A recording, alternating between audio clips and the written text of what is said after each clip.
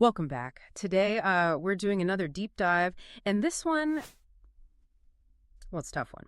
We're looking at a case from Bandar Abbas in Iran, based on police reports and local media. It's complex, it's really distressing, but we think it's important to explore how these official stories get built, especially when they seem to clash with, the actual physical evidence. Our goal here is to walk you through a murder-suicide that happened on a Wednesday evening, Farvardin 20th, 1404, around 7 p.m. We want to unpack the confessions left behind written in lipstick, of all things, the really grim forensic details, and the impact on a little boy just 7 years old. Right. And unpacking it is exactly the challenge. Yeah. Because what we see here is a situation where the motive the killer wanted everyone to see, it gets complicated, fast-break by the actual facts on the ground. Yeah. You really have to carefully separate that narrative he tried to create from what actually happened. Absolutely. So let's start at the beginning. The first call, the first sign of trouble in Ghadir Ali, Azad Shar, what was it? It began with chaos, really. Yeah. Residents saw and heard a man falling hard from the second floor of an apartment building. That's what triggered the first emergency calls. And when paramedics arrived, It was bad. The man, maybe 40 years old, was dead right there. The reports are quite graphic. Landed face first, skull shattered. Neighbors immediately said, yeah, that's the guy from the second floor. Exactly. So initially you're thinking maybe an accident, maybe suicide. The investigators arrive. Colonel Musa Arab is leading.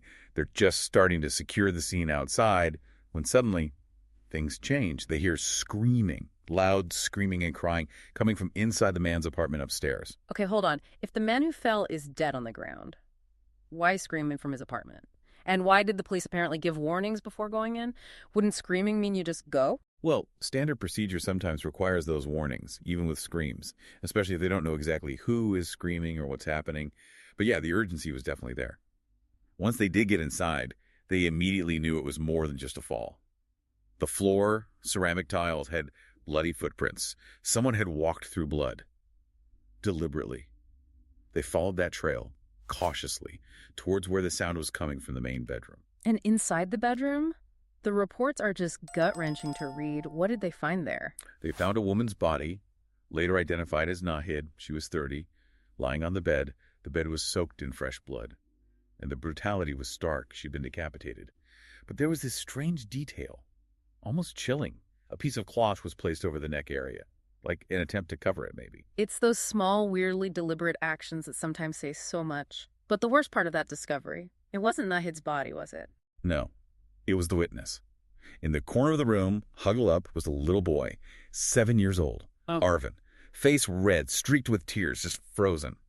Police said he was too terrified to speak or even move when they came in. Oh, God. So that scene instantly clarifies things. The dead woman, Nahid, 30. The man who jumped, her 42-year-old husband, married 9 years, Arvin, their son. Yeah. And that's when the investigation shifts again, from the physical scene to the why.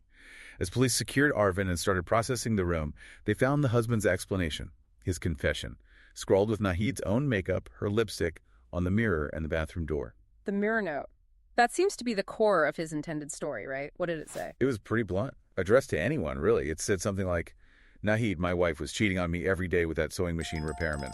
I killed her and myself. Just take care of Arvin, thank you.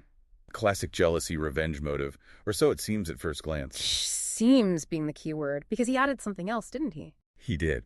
Right at the top of the mirror, almost like a headline. He added a line blaming Nahid's parents for everything. So even as he's confessing, he's trying to control the narrative, shift blame, keep that family conflict going after he's gone. That need to control things even after death, it's striking. Especially when you look into their marriage history. Sources say this wasn't exactly a storybook romance to begin with. She married him young, 21, against her parents' advice. He was 12 years older. Were there issues before this? Oh, absolutely. Yeah. Huge red flags, according to neighbors and the parents themselves. Problems started almost right away, first year of marriage. And it wasn't just arguments. Neighbors heard loud fights, physical fights, beatings, and Nahid was always the one getting hurt. And her parents, they knew. Her mother told investigators they knew about the fighting. And she even confirmed the husband had recently accused Nahid of cheating. But they thought it was another fight, dismissed it. Yeah, tragically, they apparently thought it was nothing. Just another marital dispute, which, is sadly common in these long-term abuse situations. People minimize it. And this is where that lipstick note really clashes with reality. He's framing it as a sudden crime of passion over infidelity. But the physical evidence says something different. You mean the medical examiner's findings? Exactly. The ME report is crucial. Yes, the cause of death was the throat wound, but her body told another story. It had extensive bruising in other areas, old bruises, new bruises. It's objective proof confirming what the neighbors said. This wasn't sudden. She'd been beaten repeatedly over time. This was the final act in a long pattern of violence and control, not just a reaction to alleged cheating. That completely reframes the motive, doesn't it? From jealousy to the culmination of years of abuse.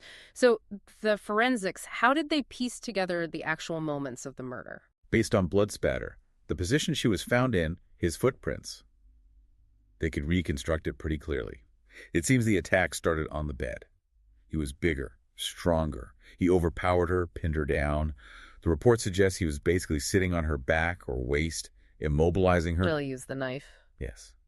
And the bloodstains found on his clothes told another grim part of the story. What did they suggest? The amount and location of the blood indicated he likely stayed on top of her, pinning her down, even after inflicting the fatal wound. Stayed there until she was completely deceased. It speaks to a level of determination, not just a quick, frenzied attack, seeing it through. Just horrible. And then he got up and read the notes. Seems so. Wrote the note on the mirror first, then went to the bathroom, washed his hands and face, as the report mentions that, and then wrote the second note on the bathroom door. Why a second note? Did it say anything different? It repeated the infidelity motive, naming the repairman again. But it also specifically added instructions about Arvin. It stressed that Arvin should not go to Nahid's parents, reinforcing that blame he put on the mirror, trying to control the boy's future, who raised him, even as he planned his own death. It's the state of mind required. To commit that act, then calmly wash up, write detailed notes about motives and guardianship before trying to kill himself. But that didn't work initially. Correct. He apparently used the same knife on himself but failed to cause a fatal injury. Maybe hesitation, maybe just didn't hit anything vital. That failure seems to be what led him to the final act, jumping from the second-floor window, which, given the head trauma, was instantly fatal. Which brings us back to Arvin, the little boy in the corner. That's the part of the story that just sticks with you, the absolute horror for him. It is. And it's also where the official account gets, well, murky. Contradictory, actually. Yeah. Because you have the initial police officers who went in, you have neighbors who heard the screaming after the man fell, you have the reconstruction suggesting the killer interacted with a terrified Arvin after the murder, all pointing to him being there. Right, everything points to him witnessing it.